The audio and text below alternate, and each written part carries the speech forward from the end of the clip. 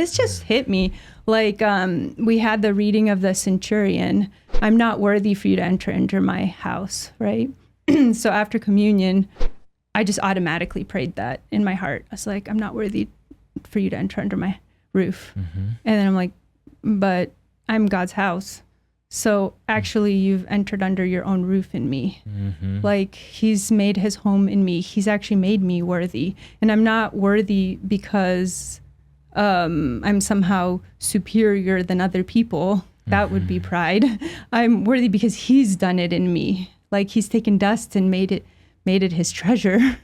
And so, yeah. Something I reflect on Thursday, would you mind looking up what paraclete means? I'm pretty sure it means defense attorney. Okay, so we'll see if I'm right. But I often because the devil's the accuser. There you go. Yeah. Revelation 12:10, the accuser of our brethren who accuse them day and night before the throne of God. And I think one of the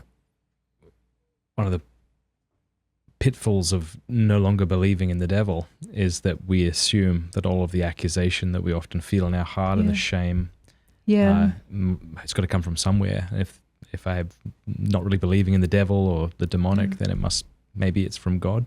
Yeah, and then the devil does this. I learned this on retreat, just within myself, because like what was happening to me was teaching me, like, the devil will give me a prideful thought, which I won't actually do anything with it. It goes through my head. I move on with life.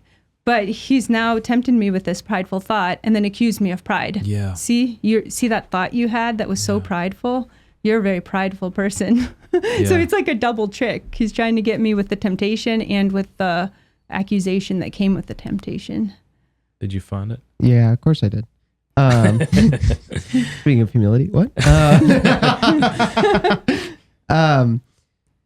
Paraclete means a helper. Literally, the Greek word parakletos translates to someone who is called to come alongside someone else. In Greek culture, the word was used for a family attorney.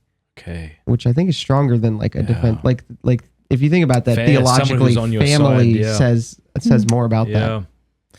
That's beautiful, huh? And you think, like, even on the natural level, like if you ever meet somebody who's living a very crummy life, let's say they're involved in all sorts of serious, shameless sins, it's usually not because they came from a solid family who loved them and they knew of that love and they grew up secure in that love.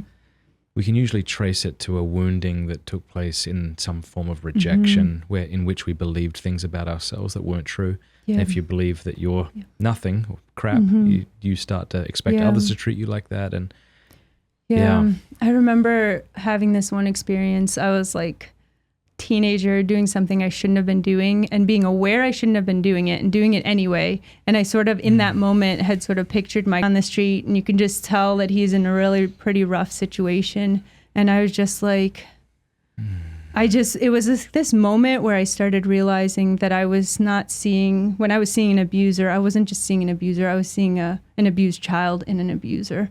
Like, we're not just like waking up one morning and thinking, oh, this is something I'd like to do with my life. These are very, very deep wounds.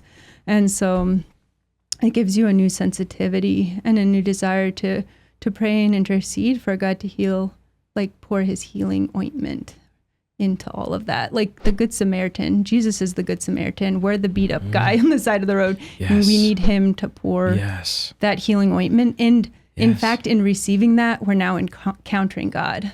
So, I mean, I could say, I don't want these wounds. I don't want to have had them at all. But then I'd miss that encounter with God, and I wouldn't be me because he's ministered to me in those places.